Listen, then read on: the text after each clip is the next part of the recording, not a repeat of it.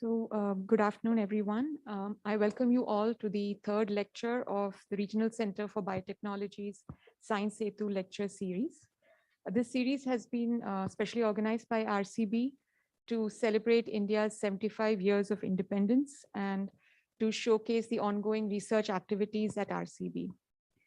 And today it's my pleasure to introduce Dr. Sam J. Mathew, who's our speaker for today. He earned his PhD degree from the University of Cologne, Germany in 2006, then moved to the University of Utah in United States for his postdoctoral training. And then he returned to India and joined RCB as faculty. He's currently an associate professor here, and his group works on the genetics of vertebrate skeletal muscle development and differentiation, as well as stem cell mediated regeneration and disease. He's a recipient of the prestigious Wellcome DBT Intermediate Fellowship Award, and his work has been published in several international journals of repute, including Development, Cell Death and Disease, and Journal of Cell Science. So with that brief introduction, I'd like to invite Dr. Sam to begin his lecture on signals that regulate adult stem cell function. Over to you, Sam.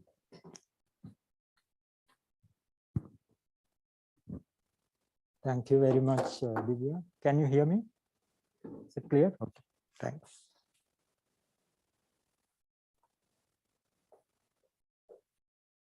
Yeah. Let's get rid of this.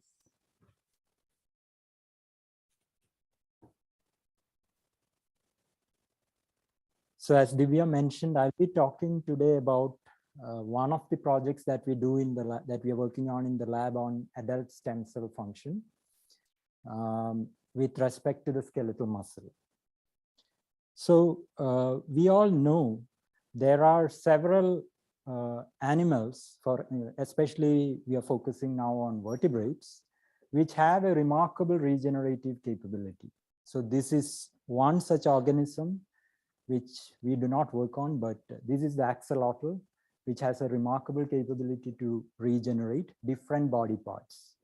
For example, you can see here, this is the limb of this axolotl, one of these limbs, which if amputated, within about 40 days, it has regenerated entirely.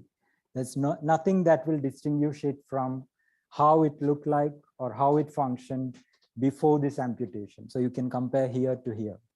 So this kind of a remark, and this is an amphibian. It is a vertebrate, but it is an amphibian. Kind of regenerative capability you do see in some vertebrates, but very few of them. Of course, there are invertebrates which can regenerate, also have very high regenerative capability. For example, planaria, on which I think Prasad works on, which has a very high capability to regenerate. Now, although we cannot regenerate to this level, we have some organs which can regenerate. And most of you would know that our liver, for instance, has a remarkable regenerative capability.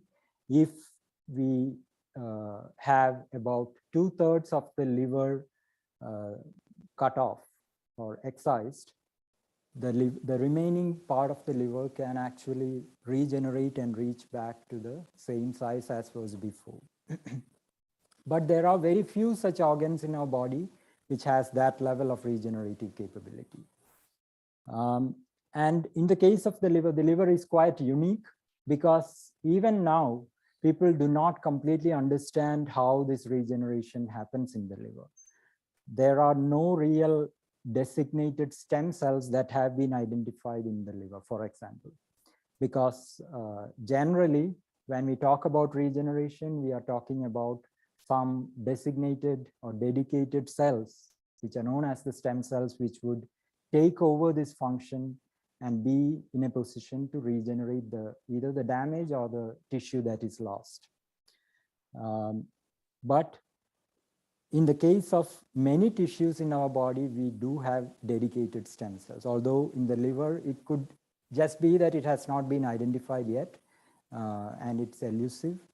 Or it may be that there are no real stem cells. It's some other mechanism that regulates liver regeneration.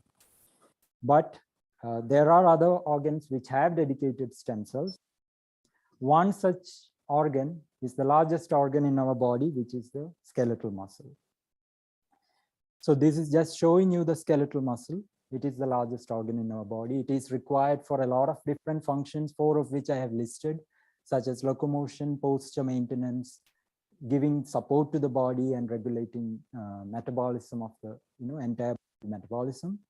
There are many different aspects of the skeletal muscle that we study. For example, how the muscle develops, how mutations in genes associated with the muscle function lead to diseases such as congenital muscle abnormalities and also certain types of cancers. But for today, I'll be talking about specifically about regeneration of the skeletal muscle. So the skeletal muscle has its own dedicated set of stem cells which help in regeneration. So that is shown here. The skeletal muscle is a unique tissue. The cells that make the majority of the cells that make up the skeletal muscle are the muscle fibers. These are multinucleate cells that are formed by fusion of myoblasts. So each muscle fiber, which is the contract, is made up of many myoblasts fusing together, and therefore it is a multinucleate cell. So here you have a single myofiber shown here, and we have labeled it for Pac-7, which is a protein which marks the muscle stem cells. So you can see here these two yellow nuclei that you see are the stem cell nuclei. You also see many other blue nuclei. Those are the nuclei that are present that are the nuclei of the muscle fibers itself. So these two nuclei are the stem cell nuclei because they express this marker protein called Pac-7. Pac-7 is a homeodomain containing transcription factor, which is absolutely required for muscle stem cell fate specification. And in the absence of Pac-7, severe problems happen to the muscle stem cells. Now, where are these muscle stem cells located? Why do I say these are muscle stem cells? And how do I distinguish these two muscle stem cells from all of the other nuclei that you're seeing? That is because these stem cells actually occupy a position known as a satellite position, which is in between the plasma membrane of the muscle fiber that is shown here in blue in the schematic, and the basal lamina or the basement membrane of that muscle fiber. So in between those two membranes, you have these muscle stem cells, and since they occupy this satellite position, they're also known as satellite cells. So when I talk about satellite cells, I'm talking about muscle stem cells. So these are the adult muscle stem cells, and they express this protein known as Pac-7. So Pac-7 is our marker going forward, which will label the muscle stem cells.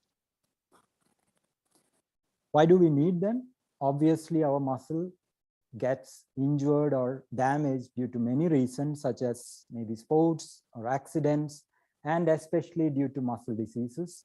Here, I've shown you a picture of a disease known as Duchenne muscular dystrophy. It is a very frequently occurring disease, seen in about 1 in 2,000 live births, the frequency, due to mutations in a gene known as dystrophin.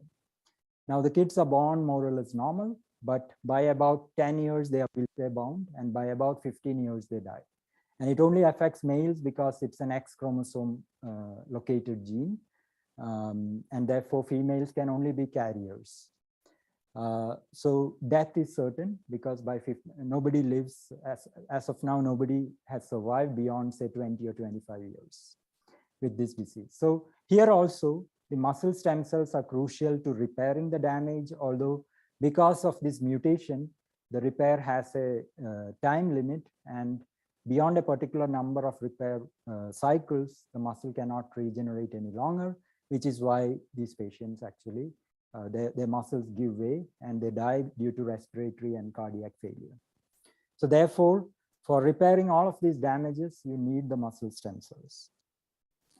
Now, this is an experiment that shows you the requirement of the muscle stem cells. So what I've shown in yellow, this is an injured muscle after about 28 days of injury.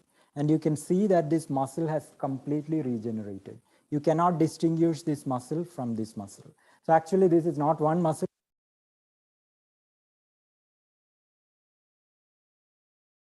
which has been in this case. So it has completely regenerated. Now, using a genetic trick, what we did was we overexpressed diphtheria toxin in the muscle stem cells. By overexpression of diphtheria toxin, which is a toxin, you are ablating the muscle stem cells or killing off the muscle stem cells, and then you are repeating this injury to see what happens. And that is shown here. This is an uninjured muscle. This is the injured muscle, and you can see if you do not have the stem cells, there's no regeneration. What you see in red is connective tissue, which is not really muscular, but is present in between the muscle cells. And these are the remnants of that connective tissue. So you get complete lack of regeneration if you do not have these muscle stem cells. So that proves that the muscle stem cells, which express the Pac-7 fate-specific marker, is required for muscle regeneration. So let me just go over how specifically the regeneration happens. So normally, as I told you already, the satellite cells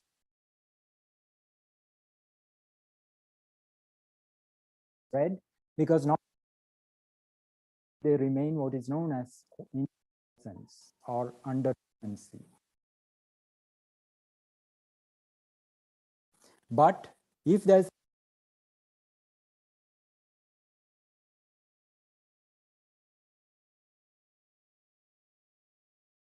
by these quiescent stem cells, and they start activating some pathway. For instance, they start activating one of the first proteins that is activated is known as MIF5. MIF5 is another transcription factor which allows muscle cells to differentiate. That is why I've shown these nuclei in green, which are now still positive for Pac-7, but also positive for MIF5. So this process by which the quiescent stem cell is now activated is known as activation. So this is a very key process where the stem cell understands that it has to now change somehow so that it is primed to start repairing the muscle damage. So once MIF5 is activated, these stem cells come out of this position, the satellite position, and they leave their niche basically, and they start proliferating. Some of them do not express MIF5. Here I have shown one of them, the red nucleus, which will go back to the niche in a process known as self-renewal. So this is another diagnostic feature of stem cells. They not only can repair damage, they can also produce more of themselves to go back to the niche so that in case of future injury, you do have some backup. So therefore, some of them self-renew, which is shown here. And the ones that are expressing MIF5, they start going to the site of injury, they fuse with the injured fibers, and they repair the damage by fusing to the damaged region. So this is what, in a nutshell, happens during regeneration. So the key question, obviously, is what regulates self-renewal versus differentiation? How do the stem cells know which of them have to not express MIF5 and go back to the niche, and which of them should actually fuse to the damaged region and continue with the regenerative process? They are not going to come back to the niche. And one more thing, the muscle fibers, they are post-mitotic. They do not divide any longer once they have formed these fibers. So the question then is, how is basically MIF5 activated? Why? Because MIF5 activation, the satellite cell becoming positive for MIF5 is key to them starting the differentiation process. Therefore, is MIF5 activation controlled? MIF5, the gene, it is a transcription factor. It has an enhancer located about 111 kb upstream of the transcription start site. And this enhancer is bound by Pac-7, which is the satellite cell marker that I told you about. So Pac-7 binding is required for activating MIF5. Now, we know that Pac-7 is there in the quiescent satellite cell also. So it cannot be that, and in the quiescent satellite cell, MIF5 is not expressed. So why is that? Why is Pac7 present but MIF5 not activated? So that suggests that there must be some other factors which are bound to Pac7 which represses MIF5 activation under quiescence. And this is what we wanted to find, such factors which would bind Pac7 and interact with this locus, this enhancer, and prevent activation of MIF5 or prevent premature activation of MIF5. And that is where this protein that we found, known as Tle4, comes into the picture. I'll talk in more detail in a little bit. But basically, this work was done by students, two PhD students, Megha, who has already completed her PhD, and Anushri, who is still here, but is not actively, I mean, this project was basically Megha's PhD thesis work. So what are these TLE proteins? TLE proteins or Groucho proteins, there are two names. They are a family of co-repressors that are conserved from yeast up to humans. So these are conserved co-repressors. They are components of the Wnt and Notch signaling pathways, and they function in several processes such as segmentation, neural development, and so on. The vertebrate homologs are known as transducin-like enhancer of split. It's a complex name, from where this term TLE comes. So T, L, and E. And there are four members, TLE1 through 4. This is just showing you how the protein looks like. There's an N-terminal domain, and there are the green or the unstructured parts, and there are the 6 WD40 repeats. As of things do not directly bind DNA. They would interact with other transcription factors which interact with DNA, and therefore they have the capability to occupy certain sites on the DNA based on the transcription factor with which they interact. As I told you, they are involved in brain development, in adipocyte development, in bone development, and they have also been implicated in a lot of different types of pathology of a lot of types of cancers. So to start the work, what we did was we looked at Tle4 expression. Here we have this immunofluorescence of muscle tissue. You can see 2 Pac7 positive nuclei. As I told you, Pac7 are the stem cells, and you can see those 2 nuclei are also Tle4 positive. So red is Tle4. Now you can see there are other nuclei also which are Tle4 positive. So that tells us that Tle4 is not specific to the stem cells, but they are expressed by other types of cells also within the muscle. So for example, the myofiber nuclei also express Tle4. Now, next what we did was we looked at what happens to the injured muscle. So that is shown here in a time course, 3 days, 5 days, and so on, up to 28 days after injury. DPI stands for days post-injury. This is uninjured muscle. I stand for injured muscle. So 3 days after injury, you see that there's a lot of Pac7. That is because the stem cells have received the signal and they have started proliferating, and therefore their numbers go up, and obviously Pac7 levels also go up. Same thing we see with Tle4, their levels also, Tle4 levels also increase upon injury. Same at 5 days, even at 7 days. By 14 days, the levels start coming down, and by 28 days, the injury is completely resolved. Both Pac7 and Tle4 levels come back to normal. So this shows that Tle4 is at least activated, or the protein levels are increased upon muscle injury. Next, we wanted to look at specifically the stem cells and presence or absence of Tle4 in them. So this is an uninjured muscle. 2 Pac7 positive cells. You cannot clearly see it, but both are also Tle4 positive in red. These are actually in vivo muscle sections from uninjured muscles. So what we saw was that almost all the muscle stem cells in the absence of injury are also Tle4 positive. Now 5 days post-injury, so this is an injured muscle. Here you can see 3 Pac7 positive stem cells, of which only 1 has Tle4. The other 2 do not have Tle4. This was quite surprising because in the injured muscle, almost all of them are Tle4 positive.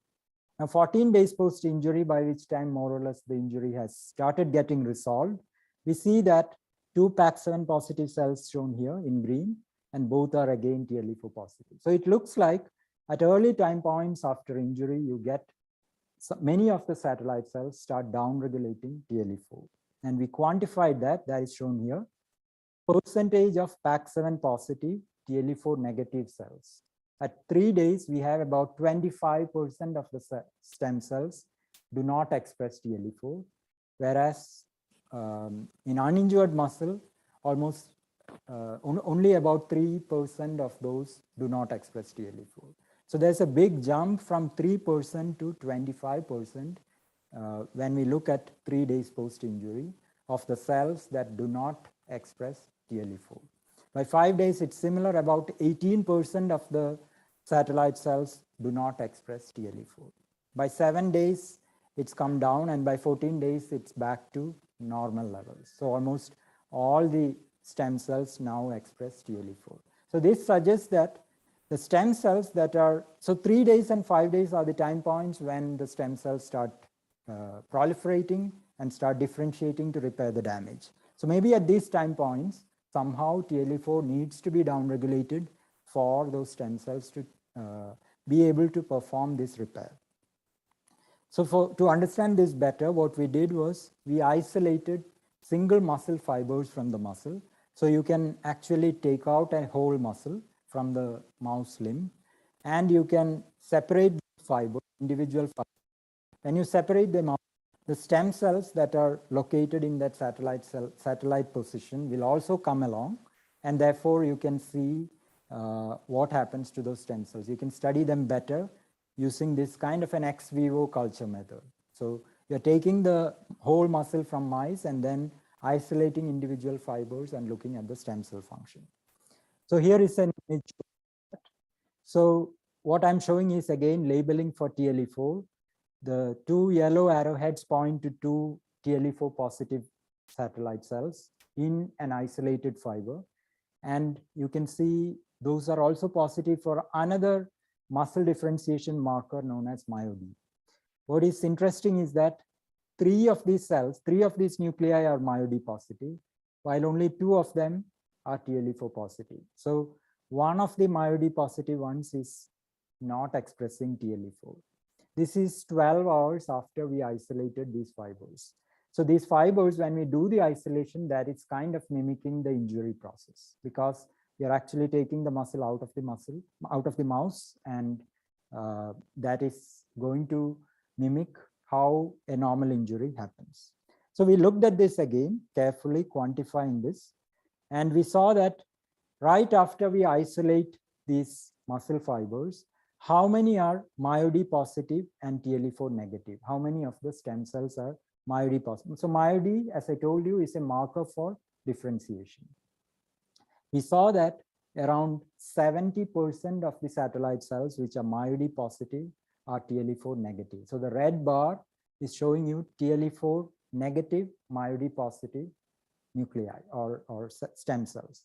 So right after we isolate them, almost all of them have started differentiating because they express MyoD, but almost 70% of those differentiating ones do not express Tle4. So this is additional evidence which shows that the stem cells that are going on to differentiate are the ones which are actually downregulating Tle4. So this kind of added to our hypothesis that maybe here we have a factor Tle4 which might be the one which binds or interacts with Pac-7 and might be repressing MIF5 activation.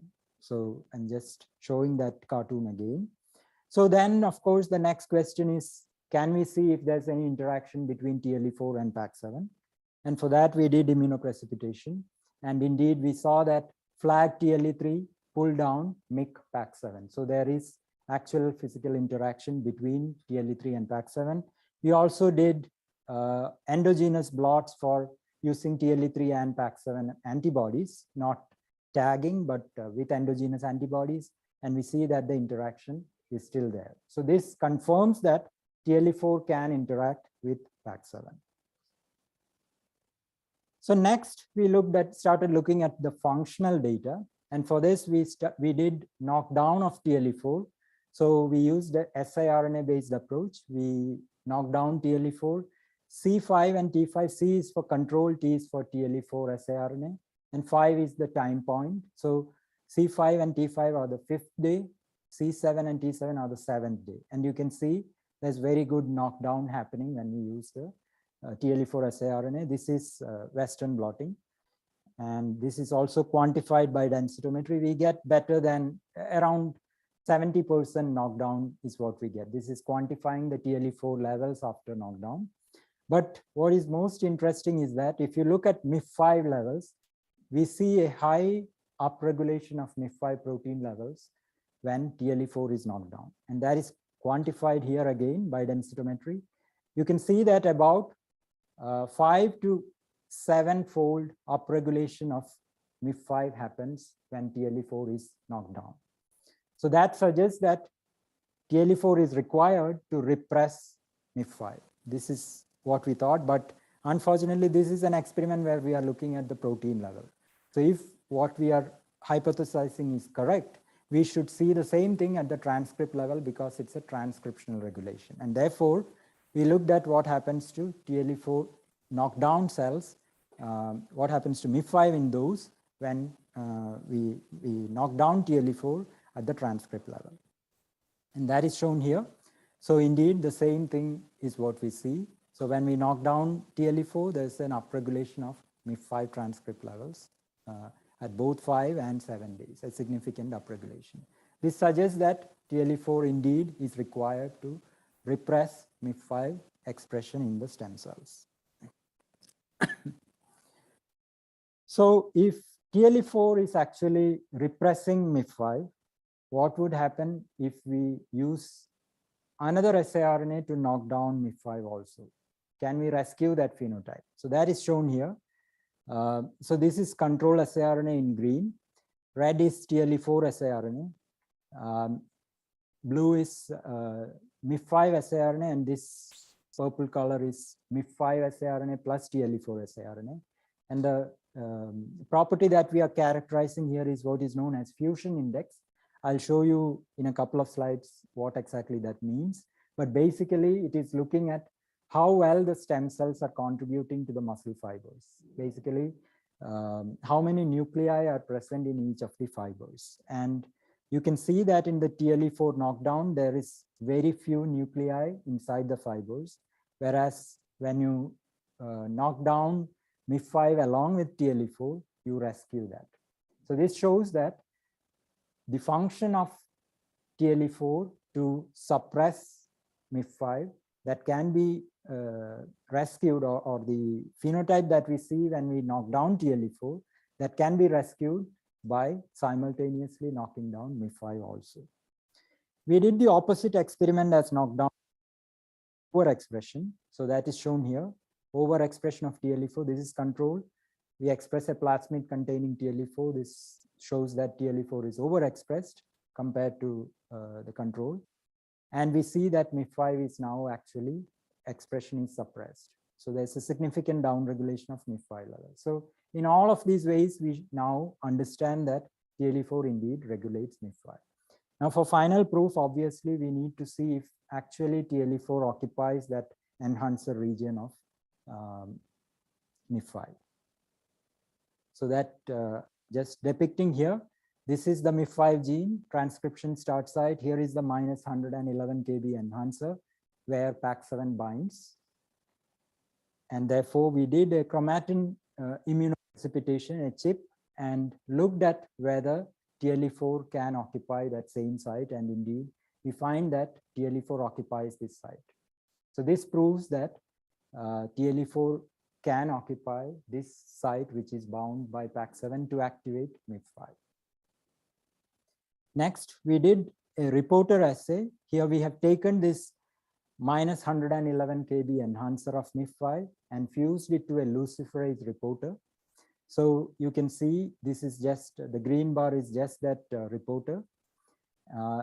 This purple bar, what you see is the reporter along with Pac-7. As we know, Pac-7 activates MIF5, and therefore you get a high activation of MIF5 expression or luciferase expression when Pac7 is added to this transfection mix.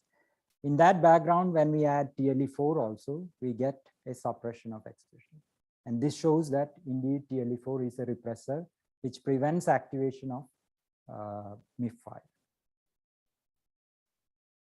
So this is what I meant by fusion index. So you can see control siRNA treated cells. These are stem cells allowed to differentiate over 5 days, stained for myosin and actin, which shows you these nice fibers which are formed when we treat with control siRNA. Those fibers are formed because the myoblasts fuse with each other. So the stem cells first, they give rise to myoblasts and they will fuse with each other to form these fibers. Now in the absence of Tle4 or knockdown of Tle4, when we treat with the siRNA for Tle4, that kind of a fusion does not happen, and that leads to reduced fusion index. And this is just quantifying that, the reduction in the fusion index. So finally, we wanted to look at all of this in vivo. Almost all the experiments I showed you, they are either ex vivo or done in vitro. Therefore, we wanted to see if all of this holds any value actually in vivo. And this is done with mice, where we have electroporated siRNA into injured mouse muscle, either a control siRNA or a Tle4 siRNA. And we have stained for this marker of differentiation known as myosin heavy chain embryonic. And as you can see, there's less differentiation and less myosin heavy chain embryonic when we transfect or electroporate this Tle4 siRNA. We also stain for a marker of fibrosis, which is Sirius red. So this marks the extracellular matrix in red. And you can see there are larger extracellular matrix patches here in the Tle4 siRNA treated cells, treated muscle. Both of these are quantified here. So you can see here, there's reduction in the embryonic myosin protein levels or number of fibers that are positive for embryonic myosin. And there's an increase in the fibrosis or the red area in these muscles where Tle4 has been knocked down. So basically all of this brings us to this conclusion that normally Pac7 would activate MIF5, but because Tle4, a repressor is present, that prevents the activation of MIF5 because Pac7 and Tle4 interact with each other, and Tle4 is a repressor which prevents activation of this particular gene. How does Tle4 prevent this activation? That is by recruiting other proteins such as histone deacetylases, which is already known. So this is what happens during quiescence, because MIF5 should not be activated in quiescence, and therefore Tle4 is present, and that prevents MIF5 activation. Now, when satellite cells need to be activated during regeneration, there's a temporal transient downregulation of Tle4, which we do not understand how it happens. And that leads to Pac7 being freed up to bind and activate this gene, and therefore MIF5 gets activated. And that is how the cells can now start the process of fusing to the damaged fibers and regenerating the fibers. So this work has recently been published. If anyone is interested, you can get more information in this paper, from this paper, which was published a couple of months ago. So bottom line, summary, what I've shown you is that Tle4 protein interacts with Pac7 and it represses MIF5 activation by Pac7, by binding to Pac7. And Tle4 knockdown leads to impaired muscle regeneration. With a picture of my lab members and acknowledge funding from SERB, DBT, and RCB. Thank you.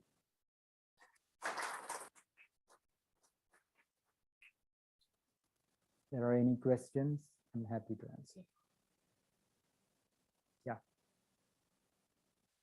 Manjula, you want?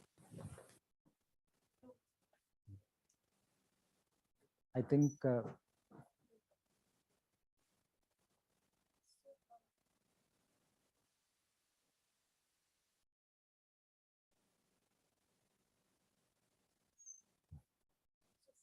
yeah.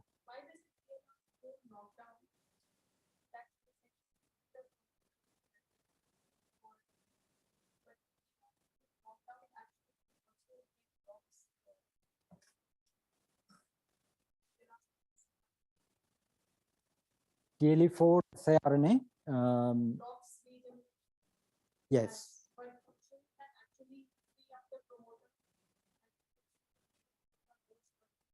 Yeah.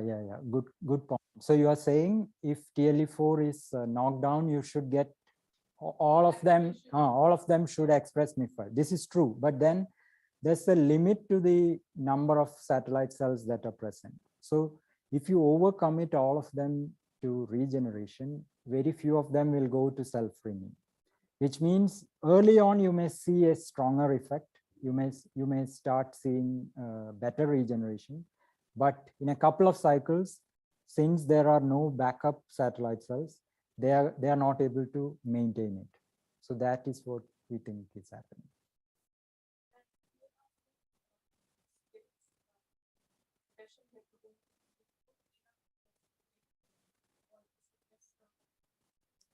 Yeah, we have no idea as of now.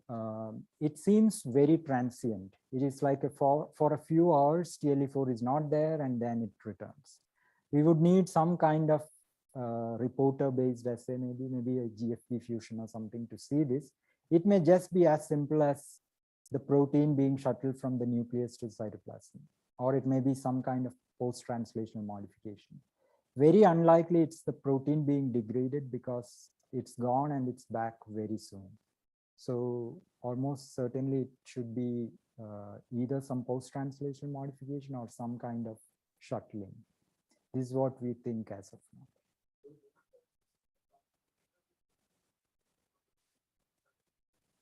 Transcriptional effect is on MIF, is on the target. Yes.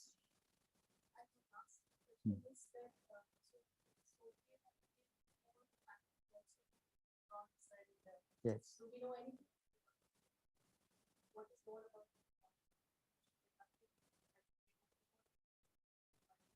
So Tle4, it's known about skin stem cells also, not neurons, but in skin stem cells, their function is important for regeneration of skin. That is known, but neurons, so far, nothing much has been studied. But it is expressed, and I think people are working on this. Yes.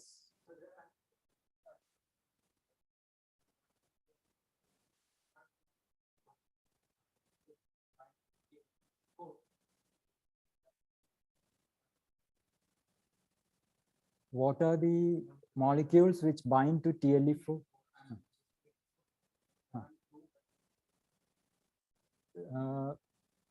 So when the muscle is injured, a lot of growth factors and secreted molecules are produced. I mean, there's a sequence. I mean, people have done microarray and whole genome sequencing and proteome analysis and all that. So there's a decent understanding of what are those molecules that are activated, that are produced when muscle is injured. Now, which among those? So for example, TGF-beta, Wnt signaling pathway, Notch signaling pathway, FGF signaling pathway. So many of them are activated when there's a muscle injury. Now, which of those specifically does what, that people are still trying to figure out. We don't know clearly which one is doing what. But with respect to Tle4, we don't know, like I think what she asked, we are still not sure what it is that causes this transient disappearing of Tle4. It just goes away from the nucleus. That's all we can see. We don't know if it is degraded. We don't know if it is moving to the cytoplasm or somehow some change is happening to it.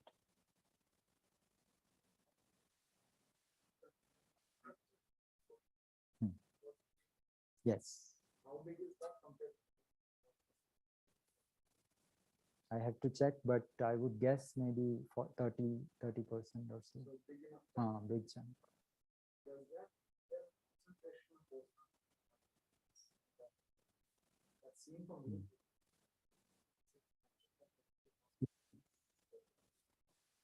Concentration, we actually started looking at this. There were a few sites for simulation which we were looking at. So we actually want to make those sumo mutants and see if that would have an effect, but we haven't followed up yet. There are sites, but there were too many, I think. So that did not look like an easy thing to approach. There was one sim, I think, sumo interacting motif, and maybe 2 or 3 simulation sites. So those look like promising candidates. Yeah.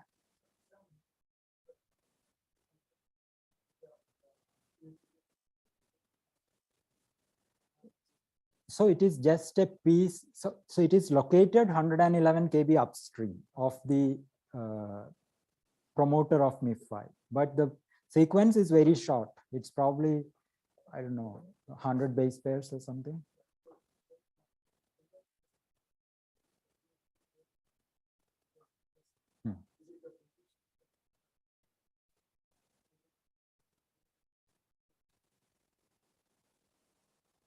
Position effect. So this enhancer has been very, very carefully characterized. So actually, I didn't tell you because it will complicate the story, but minus 111 kb, this is a little unusual because the enhancer being so far away from the transcription starts, this is very unusual. But one of the enhancers for MIF5 is at minus 111 kb. The other enhancer is at minus 56 kb. That is also very far. Now the minus 111 kb enhancer regulates MIF5 expression during regeneration. The minus 56 kb enhancer regulates MIF5 expression during development. This is what people have.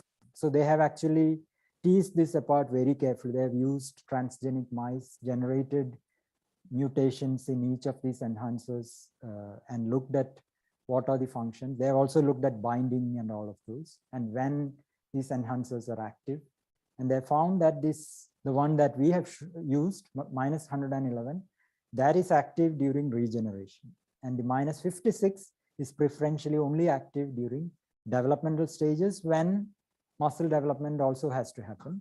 So at that point, it is this enhancer that is used. So it looks like there are 2 enhancers separating at which time point during the life these should be activated. We don't know if the 50, so 56 is also occupied. It looks like Tle4 may also have functions during development to regulate MIF5.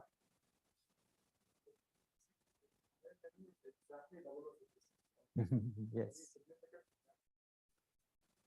I don't know. It may have something with how the it loops. It may have definitely. Yeah.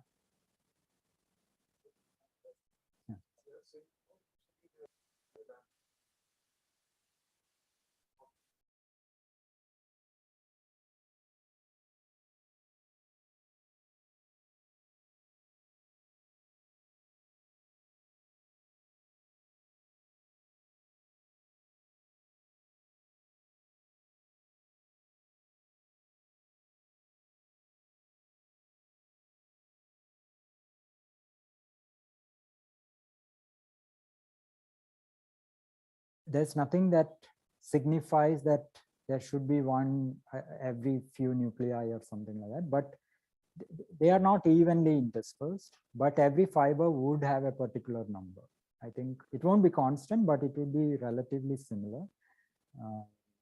But they are not equally distributed. I don't think there's anything that decides that there's a specific location where they should be. I mean, I doubt there's something like that. But I think every fiber has a specific number of them. And this is important because these stem cells also contribute to normal homeostasis.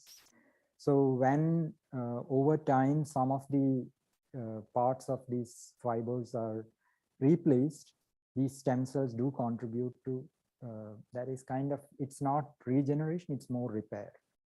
And there they will contribute. And therefore, there should be stem cells present maybe every few whatever length so that they can contribute to do that repair. Before they start dividing, they move away from. Right, right. So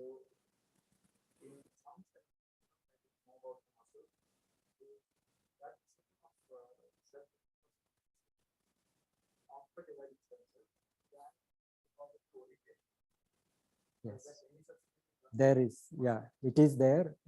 So I actually simplified it quite a bit. If I into those details, it will complicate the story quite a bit. So MIF5 is already expressed by some stem cells to start with. And those are the ones that generally are thought to differentiate. And the ones that do not have MIF5 are the ones that are probably long-term stem cells, which will remain quiescent over a long period. Now, this, what you said exactly happens. So they do divide, I simply oversimplified it by saying they come out of their niche and divide. They probably divide, it's difficult to decide if it happened, which happens before what. But there are studies which show that exactly what you said happens, that the orientation decides which of the daughter cells will become the so generally the one that is closer to the fiber will self-renew, and the one farther away would and that also depends on the plane of division. So only in some cases would they divide in a way that they, if it is a horizontal plane only, one will be away from the fiber. Yeah. Okay. So you have a very similar plane of division. Yes, yes, yes, yes, yes, exactly.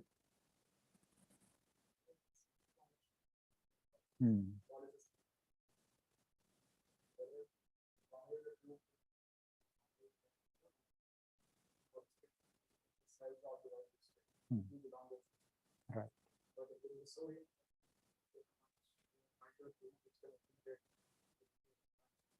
Right.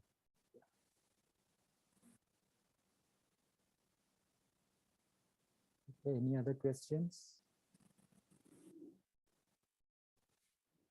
If not, thank you very much.